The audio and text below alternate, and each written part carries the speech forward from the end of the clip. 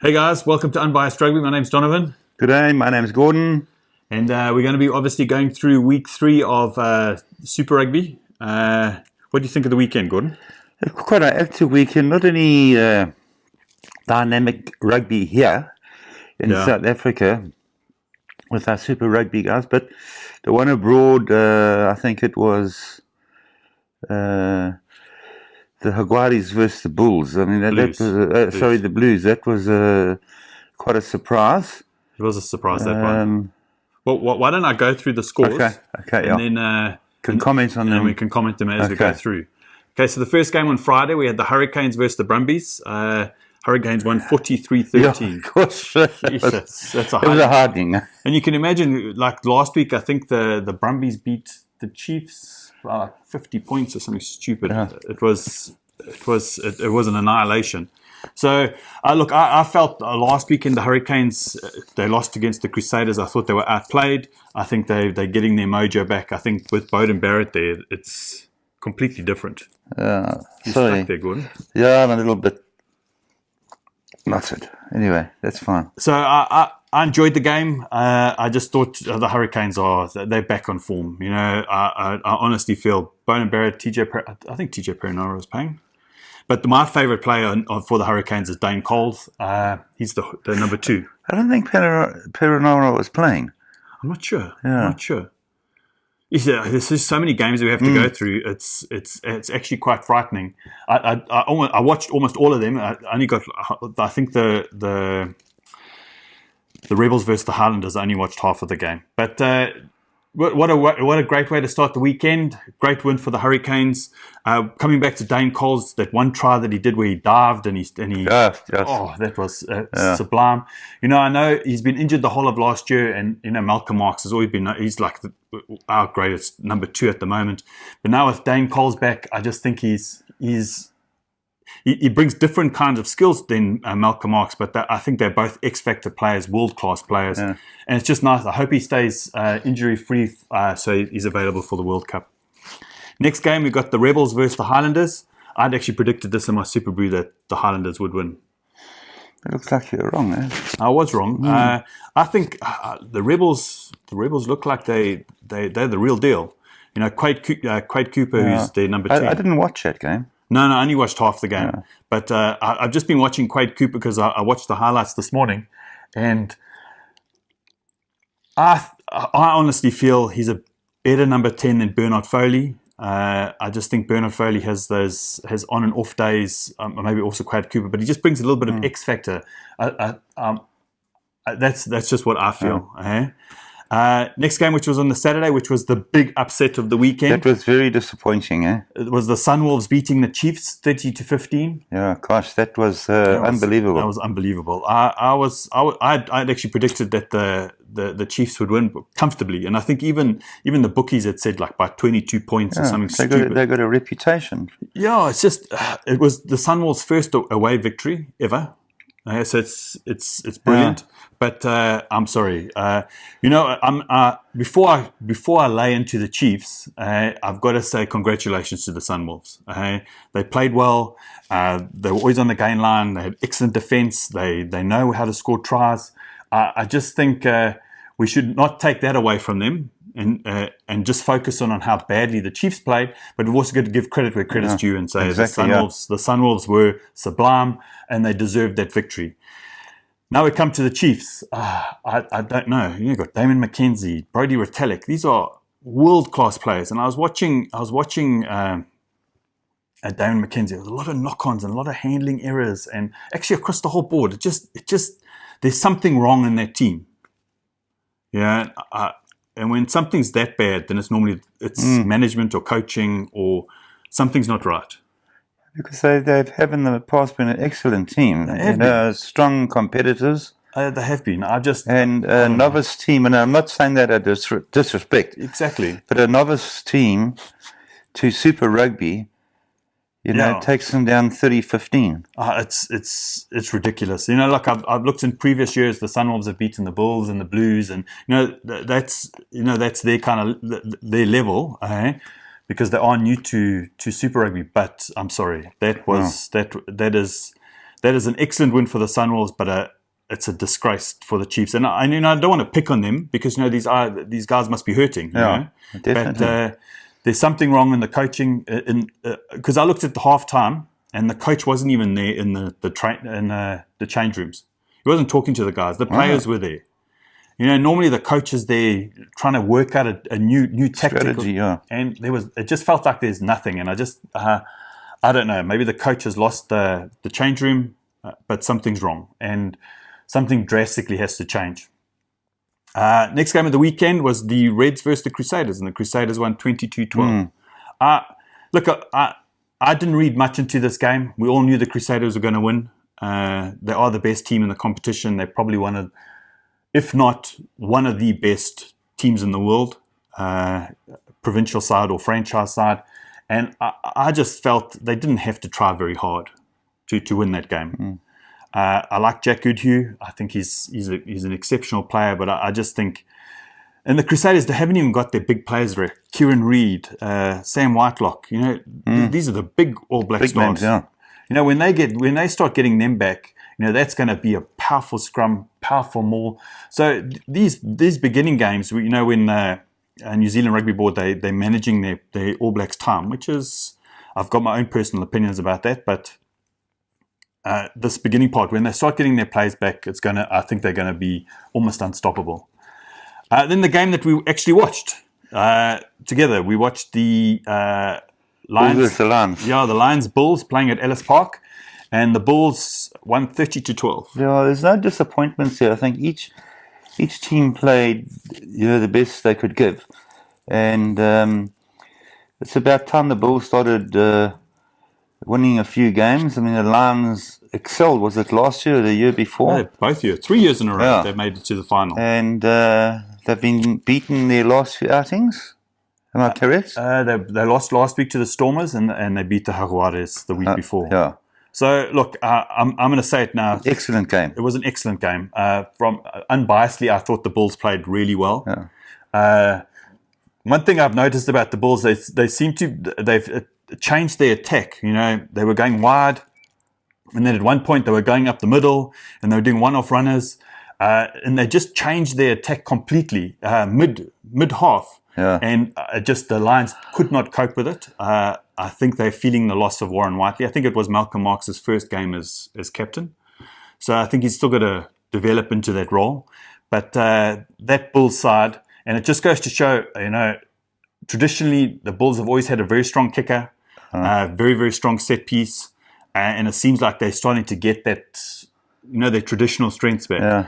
And look, let's be honest. I think there were 9 or 12 penalties by the Lions, and Andre Pollard kicked 6 of them to the excellent place. Kicking. And excellent kicking. It just goes to, this is the kind of rugby that the Bulls want to play. I think it's great.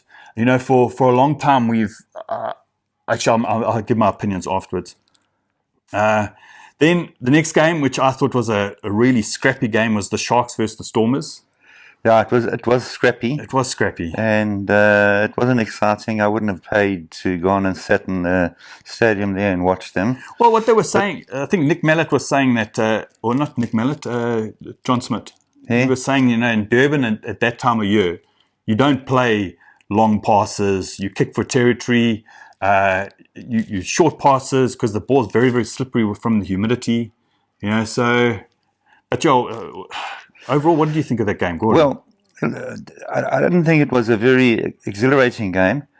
But if I can just say before, just for the viewers out there, that this is normal for the Sharks to win in the Stormers territory and vice versa. Yeah. It sort of happens every year, and I don't know why. We beat them at home, and then the Stormers beat the Sharks at their home.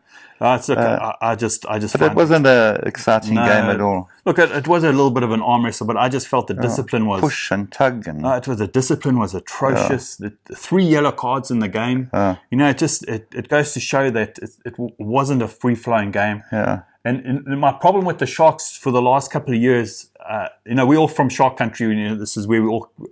So I was born. Gordon was born there. We were all born in Durban, and the problem with the Sharks is it's just they've got no consistency. It's like 1 week they play like this, and then the next week they'll go smash a team 40-0. So it's like that up and down, and it's just that consistency that they need, because they like tantalize you with these great wins, and then the following week they just destroy you. It's difficult. It's really difficult.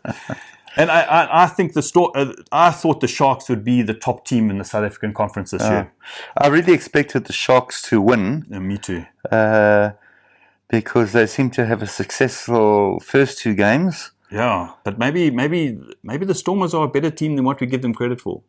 Well, they were taken down. What was it? 44. 40-3. To who was that? The Bulls took them down. Sure. So, I mean, it's thrashing. Yeah, but I just think if I looked at all 4 of the South African sides, and I don't think the Lions, Sharks, or the Stormers could have beaten the Bulls on the day. I just hope the Bulls can keep that. That momentum is a very solid play. They seem to get stronger as the game progressed. They're really, really good game. Then the last game of the weekend, which was the Jaguares versus the Blues. I actually watched this last night. I didn't watch it. I haven't watched it, but the Blues getting beaten by the Jaguares. I don't know. That used to be a top team at one time. When it's been in the early 90s. Yeah, what was his name? Sean Fitzpatrick, captain that. He was a solid player. I don't know. And his team was a good team. What I noticed because I was watching the game last night, and the Jaguares are a good side. Let's stop saying that they the whipping boys of the competition. Last year they won all 4 games on tour. They're a good side. They're full of international players. This is a really, really good team. But I look at the Blues and they're identical. They're filled with class players. Akira Ioane, Riku Ioane, Totamong is the coach. Papa Lee, who I think is a great up and coming player. I don't know. I can't remember the number 2's name, but he's also a great player. So here you've got a team that's filled with these great players, and I couldn't understand how they were playing. They were kicking. The difference between the Bulls when Andre Pollard kicks, he kicks, and then there's Speckman chasing up. To go to try contest for that ball, and at no time did I see the Blues actually contest for a ball. They just kick to a person, and then they kick back, and it was frustrating. And if I look at the modern game, it's all about line speed on defense. There was no line speed from the Blues. I don't know. Let's be honest. They travelled from New Zealand to South Africa, then from South Africa to Argentina. So they've had a pretty hectic traveling schedule. But still, I'm just hoping the Blues can turn it around, because they are a much better team than what that score was. Yeah. I just felt, look, they could have taken their chances and they could have won, but I don't know. I just don't think they can buy a victory at the moment. Yeah. But no, I'm just going to go through the table quickly. So obviously we've got the Crusaders at the top. I think that was a given, 3-3. There's only 2 unbeaten. Oh, is that the log as it stands? Not the international, just us, South Africa. No, it's from Crusaders down to 15. Okay. So it's all 15 teams.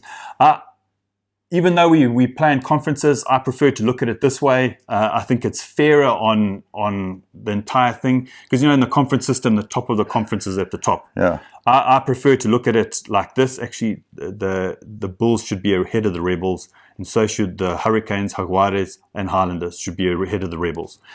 But I look at the Crusade, but the Rebels are 1 game. They're 1 game left. They had a bye. So if I look at there's 2 unbeaten sides, and that's the Crusaders and the Rebels. I think that's great. But if I go down this list here, and then we look at who's at the bottom, the Chiefs. The Chiefs are in 15th spot. And that's just atrocious. The Chiefs should be up here, between 4 and 7. That's where they should be. That's where I believe the Chiefs should be. But here they are at 15. Yeah. Behind the Reds and the Blues. Yeah. And the Sunwolves. That's what New Zealand Australia, New New Zealand, Zealand. and Australia, which is Sunwolves. And then it's the Lions. How's the Lions in 11th spot? Gosh, eh? This is a team that's made the final three years in a row, and look where they are. Yeah. Look, I'm not trying to bash. I'm really not trying to bash the sides, but it just seems like there's. Well, one thing I must admit about Super Rugby this year, you never know who's going to win. Yeah. Just the Stormers right down there, eh? They're in a qualifying position, but from the first game the Stormers had, I think they've slowly started to turn around their season. But look, they've only gone up against South African competition. Yeah.